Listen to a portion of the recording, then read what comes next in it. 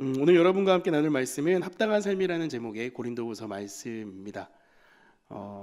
제가 별로 고민이 없습니다. 제 외모적인 부분에 있어서 주님이 저를 완벽하게 지으셨다고 생각하기 때문에 웃으시는 분들은 저희 어머니도 저가 제일 멋지다고 하시니까 저는 그걸 믿습니다. 근데 딱 한 가지 고민이 하나 있습니다. 제 머리 스타일에 대한 고민입니다.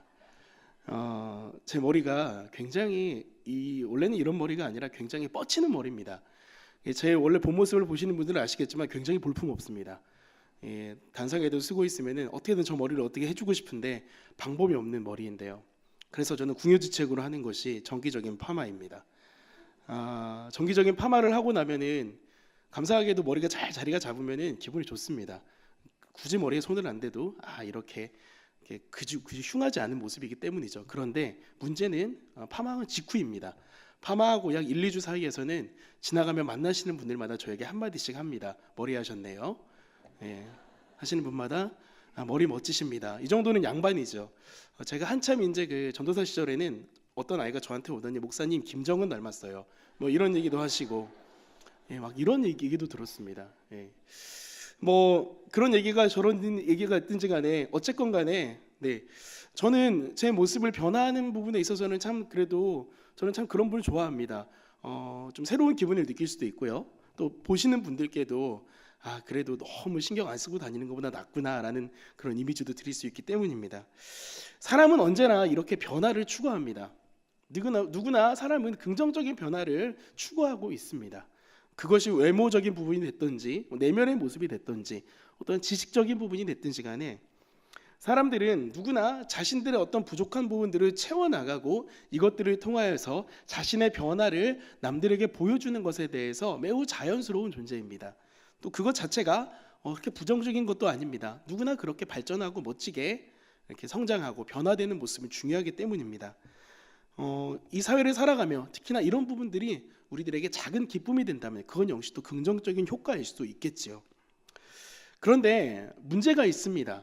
이러한 변화에 대한 욕망이 자칫하면은 이 변화에 대해서 변화의 정말로 참 모습 이것을 통해서 나 자신이 더 나아지고 나 자신이 더 긍정적인 삶을 살아가는 것이 아니라 이 기준이 남에게 맞춰지는 그 순간 남이 나의 기준이 되는 그 순간이 이것의 부정적인 그런 모습이 발휘되는 순간이라는 것입니다. 어떤 사람들이 나에 대해서 어떻게 생각할까? 이 사람들이 나의 모습에 대해서 어떻게 반응할까? 이러한 것들로 인해 가지고 사람들에게 더욱더 나아 보이고 싶고 더 좋아 보이고 싶어서 사람들은 자기 자신의 모습, 특히 외모적인 부분에 많이 신경을 쓰고 또 그런 부분을 통하여서 거기에 많이 치중하는 것들을 오늘날 사회에서도 우리가 볼 수 있습니다. 내면의 것을 바라보자라는 그런 구호들이 그래서 오늘날에 굉장히 사람들에게 많이 외쳐지고 있고 또 그것이 좋은 것이다라고 이야기되고 있지만 정작 그것이 삶으로 이어지는 것은 쉽지가 않습니다. 내면의 것을 바라보자 말하고 또 세상을 넘어서서 교회까지도 그런 이야기가 또 많이 있지요. 안타까운 사실은 교회에서조차 우리 친한 공동체에서조차 이 판단의 기준이 외모적인 것, 외적인 것에서만 치우쳐지지 않나라는 그런 생각을 할 때가 있습니다. 소위 말하는 엄마 친구 아들들이 있죠. 엄친 아들, 어떤 장로님 아들, 어떤 권사님 딸. 항상 비교되는 우리 청년들에게 물어보면은 항상 비교되는 그 한 명이 있습니다. 누구인지 실체는 없는 그 사람에게 비교가 되는데요. 교회에서 두루 인정을 받는 그 사람. 남들 보기에 정말로 이 친구는 너무 멋지다. 학력도 좋고 공부도 잘하고 부모님 말씀에 순종도 잘하고 봉사도 하네, 교사도 하고 찬양팀도 하네. 이 친구 정말 멋지다. 이 친구 정말 우리 아들이 우리 딸이 이렇게 신앙생활하면 얼마나 좋을까라는 생각을 하지만 반대로 남들 보기에 그다지 내세울 것이 없는 분에게 그런 이들에게 대놓고 이야기하진 않지만 생각보다 교회는 냉정한 모습을 볼 때가 있습니다. 관심이 없는 그런 느낌도 있고요. 제가 처음에 사역을 시작할 때에 한 교회 면접을 봤던 적이 있습니다. 누구나 말하면 알만한 유명한 교회였습니다. 소개를 통해서 면접을 보게 되었는데요. 그 교회 담임 목사님 역시 항상 설교 때마다 하나님의 은혜를 강조하셨습니다. 내가 얼마나 부족하고 내가 얼마나 연약한데. 근데 그분한테 면접을 봤던 건 아니었지만 제가 결국에는 그 교회 면접에서 떨어지게 되었습니다. 그 이유인즉슨 그 전체를 담당하셨던 목사님이 제가 너무 뚱뚱하다는 이유에서 저를 떨어뜨리셨습니다. 사역을 함에 있어 제가 청년부를 지원했었는데요. 사역을 함에 있어 외모적인 것도 중요하다. 청년들이 청년 목사는 좀 그래도 잘생기고 멋있어야 된다. 그런 뭐 의미였겠죠. 어느 정도는 좀 스마트하게 보여야 된다.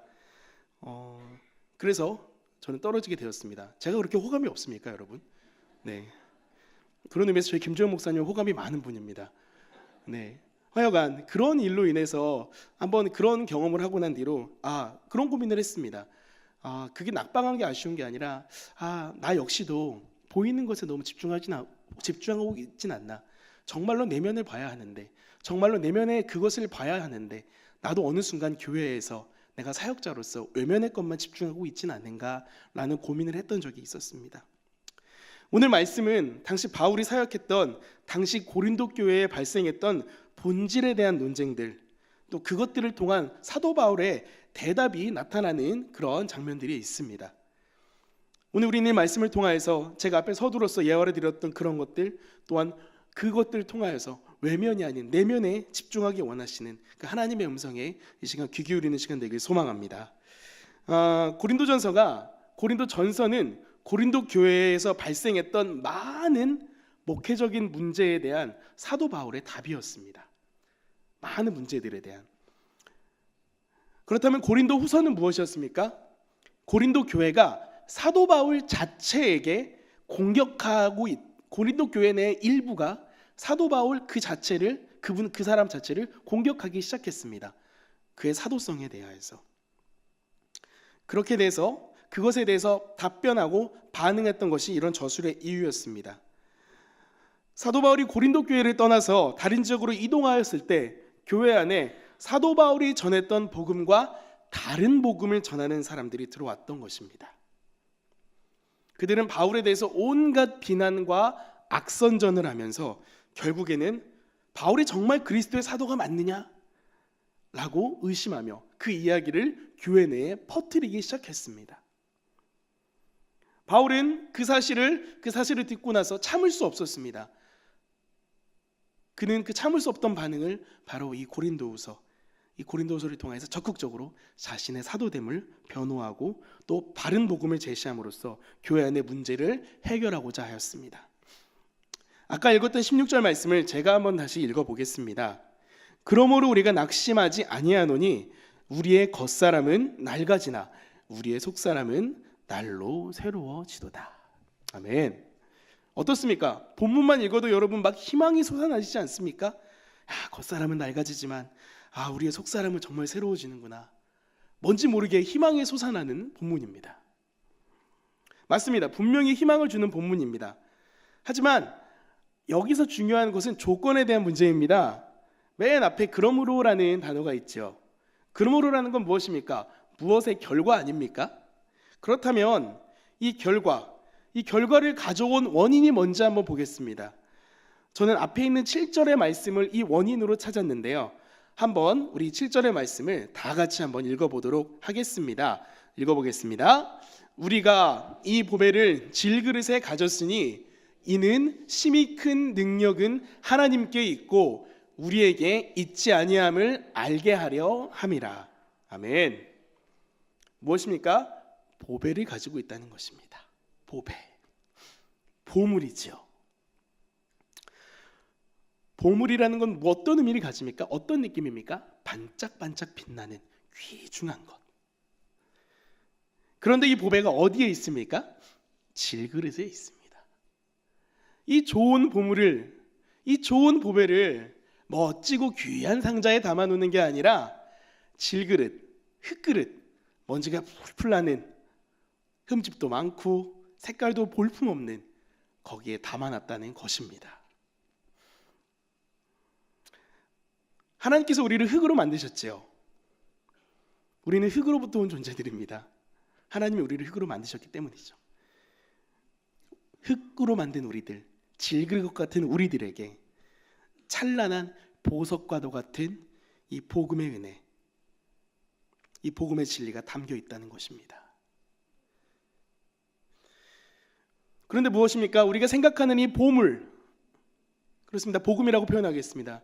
이 복음이라는 보물에 대해서 우리는 어떤 생각을 가지고 있습니까? 우리를 더 잘 살게 해주고, 우리를 더 행복하게 해주고, 우리를 더 빛나게 해주는 것이라고 우리는 보물에 대해서 그렇게 생각을 합니다. 그런데 이 보물은 우리의 생각과는 조금 다른 보물입니다. 10절 말씀입니다. 제가 한번 읽어보겠습니다. 우리가 항상 예수의 죽음을 몸에 짊어짐은 예수의 생명이 또한 우리 몸에 나타나게 하려 함이라. 아멘. 바울이 말했던 보배는 말입니다. 바로 이 보물은 예수의 죽으심으로 나타나는 예수의 생명이라는 것입니다. 다시 한번, 예수의 죽으심으로 나타나는 예수의 생명이라는 것입니다. 죽음을 몸에 짊어졌는데 그 생명이 나타난다는 것입니다. 놀라운 표현입니다. 바로 예수의 생명이 우리 몸에 나타나기 위해서는 우리에게 먼저 무엇이 짊어져야 된다고 말하고 있습니까? 다시 한번 말씀드리죠. 바로 예수의 죽음입니다. 십자가의 죽음과 부활의 사건입니다. 십자가의 사건이 없으면 부활도 없습니다. 예수께서 이 땅에 오셔서 죽임을 당하셨기에 이 죽음의 권세를 이기고 우리를 자유케 하실 수 있었다는 것입니다. 바울이 오늘 본문인 16절에서 18절까지 고린도 교회 성도들에게 또는 우리 오늘날 이 자리에서 말씀을 듣고 있는 오늘날 우리들에게 전달하고 싶었던 가장 중요한 것은 바로 이것이었습니다. 그리스도의 십자가 사건과 부활, 복음 그 자체였던 것입니다. 바로 고린도 교회가 가져야 했던 것은 바른 복음, 예수 그리스도의 십자가 사건으로 인한 나의 죄가 사해졌음을 고백하는 것입니다. 여러분 고백하고 계십니까? 예수 그리스도의 십자가로 말미암아 나의 죄가 온전히 사해졌음을 여러분 믿으시고 고백하고 계십니까? 또한 그분의 부활로 말미암아 죽었던 나의 옛사람이 아닌 새로운 존재로서 내가 다시 태어났음을, 그러한 삶을 살아가고 있음을 고백해야 되는 것입니다. 여러분 그렇게 고백하고 계십니까? 부활 사건이 여러분의 인생에 이전과 다른 새로운 삶을 여러분에게 선사해주고 있습니까? 마지막으로 여러분은 영원한 삶을 향한 소망이 있으십니까? 죽어 없어질 이 땅의 삶이 아닌 영원히 우리에게 허락된 이 영원한 천국의 삶을 여러분은 소망하고 계시냐는 것입니다.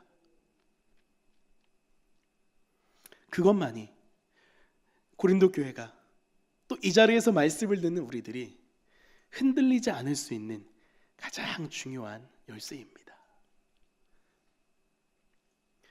이것이 과연 우리 내면에 있을까요? 우리 안에 있을까요? 그것으로 말미암아 우리의 속사람이 날마다 새로워지고 있을까요? 점검해 보시기 바랍니다. 바울은 본문을 작성하며 본문을 쓰며 대조적인 단어들을 사용하고 있습니다. 그것들을 통하여서 보다 중요한 본질에 다가가고자 했습니다. 겉사람과 속사람, 낡아짐과 새로워짐, 잠시 받는 환난의 가벼운 것, 하지만 영광의 중요한 것, 보이는 것과 보이지 않는 것, 잠깐과 영원함, 계속해서 바울은 대조하고 있습니다. 이 모든 것들이 결국 바울이 이야기하고자 하는 단 한 가지를 향해서 귀결되고 있습니다. 바로 보배를 가지게 된 질그릇. 비루하고 연약하고 초라한 나의 인생이지만 예수라는 그 보배를 가진, 그로 말미암아 영원한 삶을 허락받은 우리들을 그는 말하고 있는 것입니다. 여러분 그러한 삶을 살고 계십니까? 신앙 공동체에 있어서 이 고백은 너무너무 중요합니다. 이 고백이 없는 신앙 공동체는 미안하지만 더 이상 신앙의 이름을 붙일 수 없는 그냥 공동체입니다. 몇 년 전에요, 스마트폰과 메신저를 통해서 떠들썩하게 사람들에게 퍼졌던 이야기가 있었습니다. 바로 12월에 전쟁이 난다는 소식입니다. 어떤 그 여자분께서, 무슨 어떤 전도사라고 하는 전도사가 아닌 것 같습니다. 한 여자분께서 내가 천국을 1300번 이상 다녀왔고 하나님이 나에게 직통 계시로 전쟁이 일어난다. 당연히 죽을 거다. 많은 사람이 죽을 것이다. 그러면서 겨울이 되기 전에 빨리 피신하라. 사람들에게 당부 아닌 당부를 하고 있습니다. 돈을 받아가면서. 근데 더 재미있는 사실은 그 사실을 듣고 정말 적지 않은, 적은 숫자겠지만 꽤 되는 사람들이 식료품을 사재기 하고 라면을 사재기 하고, 또는 어떤 교회는 전체가 비행기 표를 구매해서 몇 달간 해외로 도망가는 그런 일도 벌어져서 사회 문제가 됐던 적이 있었습니다. 결국 어떻게 됐습니까? 거짓말이었죠.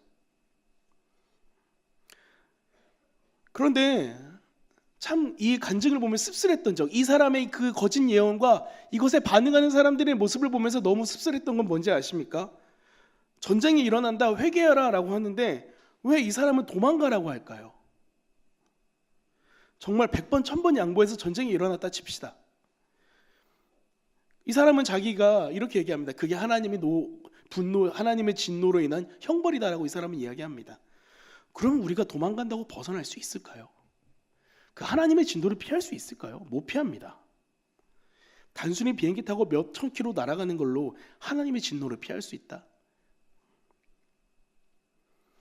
오히려 그 자리에서 머무르며 하나님의 진노를 받아낼 수밖에 없는, 고난을 받아내며 주님, 이게 저희가 죄인입니다, 주님 저를 살려주시라고 하는 게 그게 진짜 아닐까요?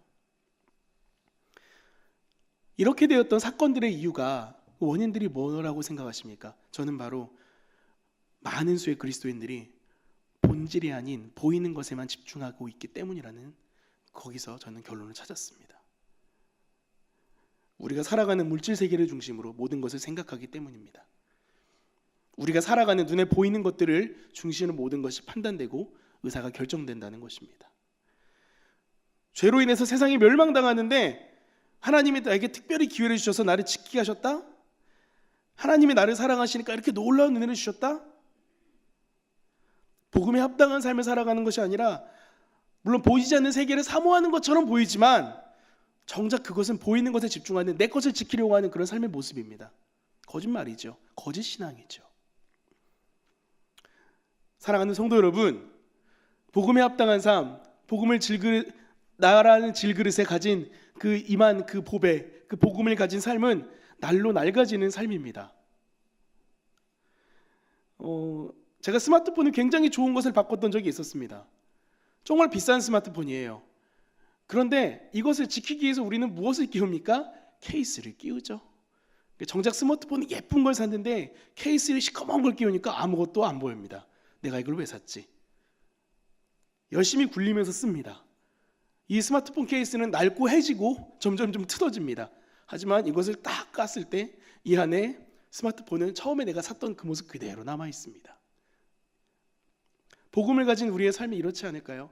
깨지고 치이고 시련당하고 어렵지만 나는 계속해서 상하고 넘어지지만 내 안에 있는 이 복음, 내 안에 있는 이 보배는 여전히 살아서 우리 삶을 지키고 빛나게 하고 있다는 것입니다.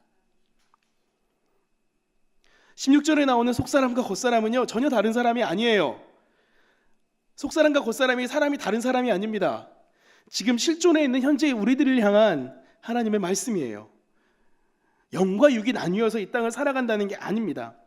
지금 이 자리에 발을 붙이고 이 현실을 살아가고 있는 우리들을 그 자체인 것입니다. 지금 이 자리에 계신 분들 중에서도 몸이 좀 아프고 해결되지 않는 문제들로 말미암아 고난당하시는 분들이 있는 줄 압니다. 또 솟아날 구멍이 없어서 참 고민하고 계신 분들도 계신 걸로 알아요.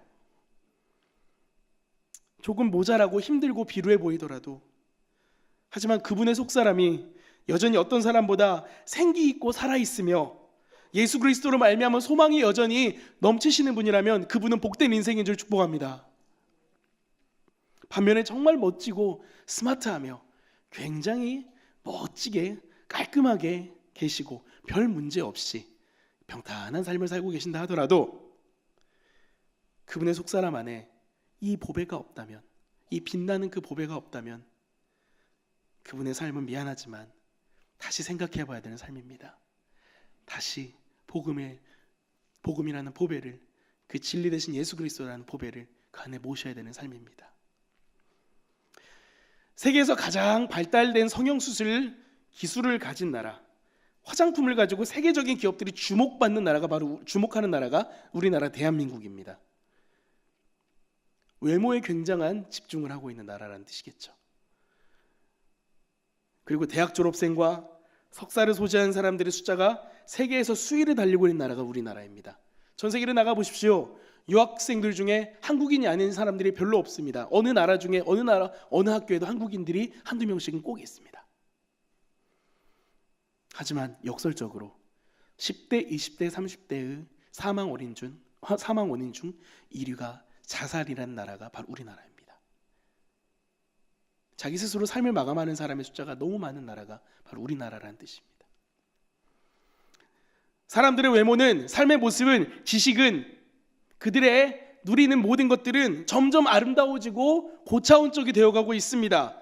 하지만 정작 그들의 모습은 점점 메말라가고 있어요. 여러분도 혹시 그러시지 않으십니까? 여러분이 누리는 것은 예전보다 더 멋져지고 더 좋아지고 더 깔끔해졌지만 정작 여러분의 인생은 점점 메말라고 있진 않습니까?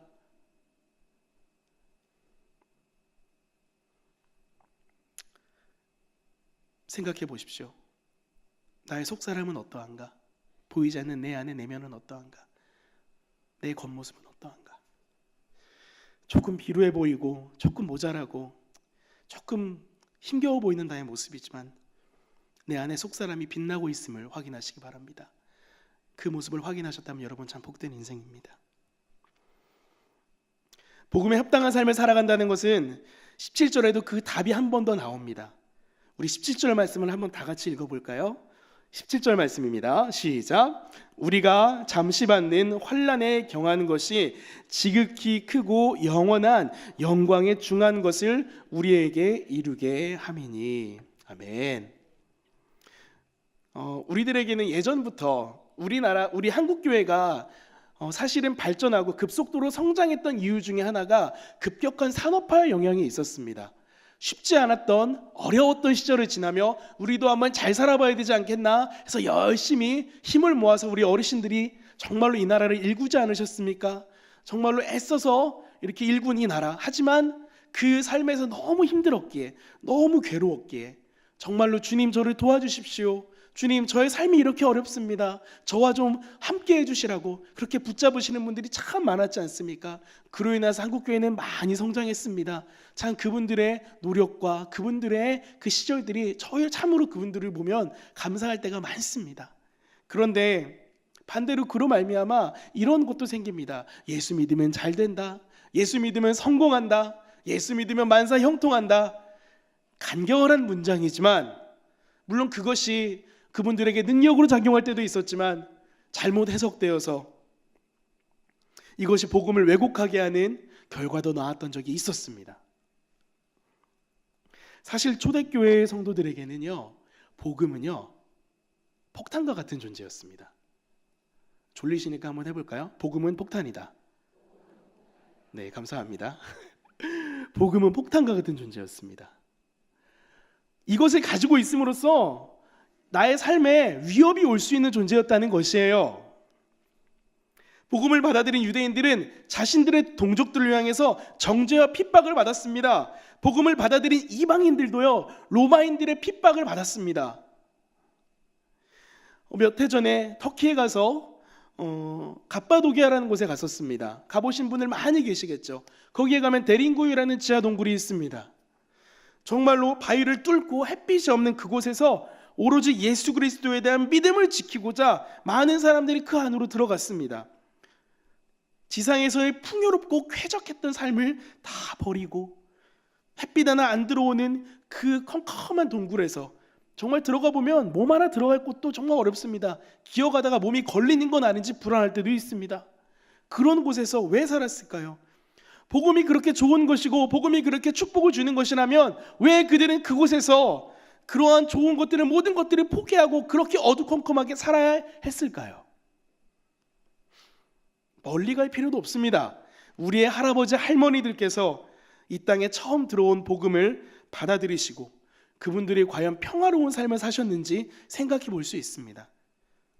맨 처음 우리나라에 복음이 들어왔을 때에 구한말에 일제시대에 복음이 들어왔을 때 그들은 예수를 믿는다는 것 하나만으로 말할 수 없는 고난과 어려움을 겪었습니다. 가족에게서 마을에서 쫓겨나고 매맞고 옥에 가고 순교당하고 요즘 세상에서 우리나라에서 예수 믿는다고 나라에서 핍박하거나 죽이진 거 없지 않습니까? 그렇지 않습니다. 그런데 이러한 고난과 핍박을 지나면서요, 이 고난과 핍박의 시간을 지나면서 초대교회는, 또 처음 우리나라 한국교회는 절대로 사그러들지 않았습니다. 오히려 불길처럼 활활 타올랐어요. 바로 복음에 합당한 삶을 살아가며 지금에 당하는 환난의 가벼움에 집중하지 않았기 때문입니다.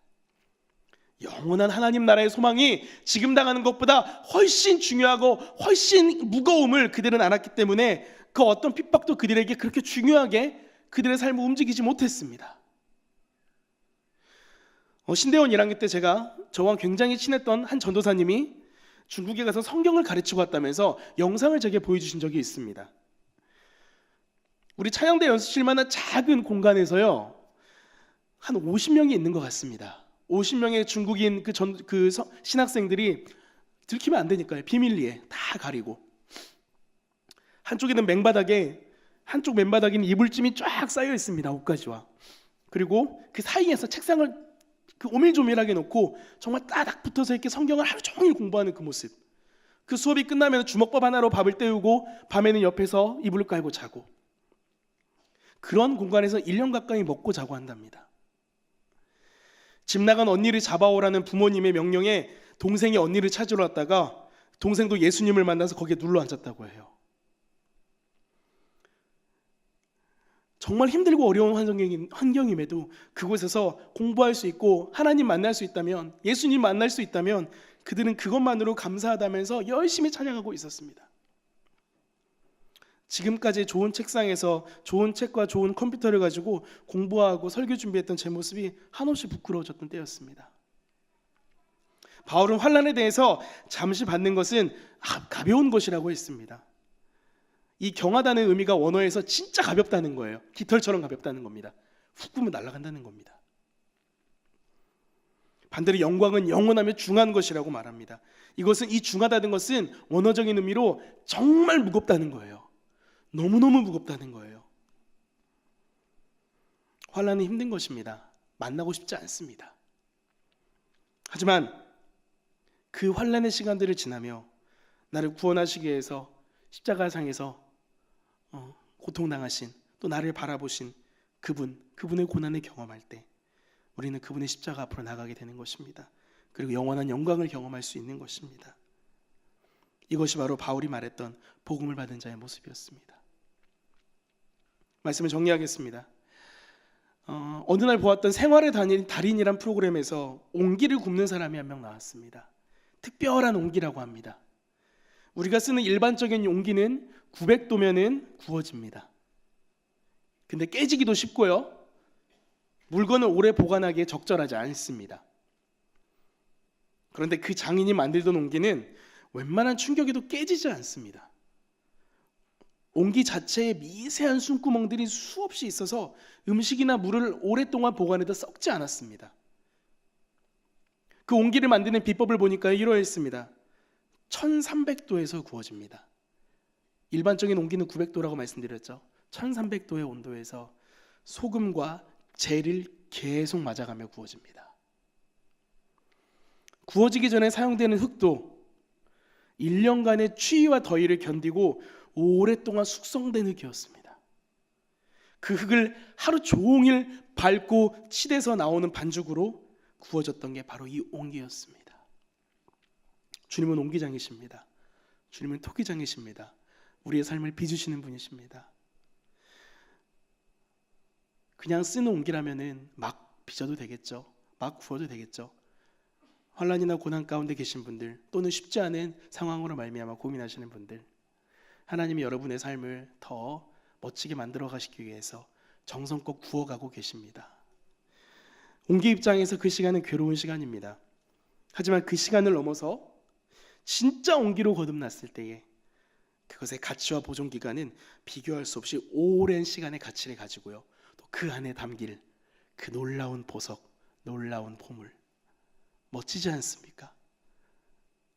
엄청나게 그 뜨거운 온도에서 귀하게 구워진 옹기, 또 그 안에 담겨질 놀라운 예수 그리스도라는 그 복음의 진리, 보석, 우리 삶이 이러했으면 좋겠습니다. 우리 삶이 조금 초라해 보이고 조금 남들 보기에 모자라 보여도 저는 이러한 모습이었으면 좋겠습니다.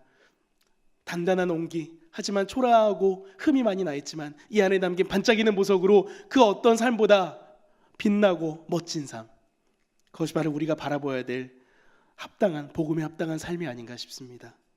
바라보아야 될 것, 소망해야 될 것을 늘 소망함으로 이 마지막 날에 주님 뵀을 때 감사함으로 주님 만나뵈며 주님 앞에 설 수 있는 우리 모두가 되길 예수님의 이름으로 축복합니다.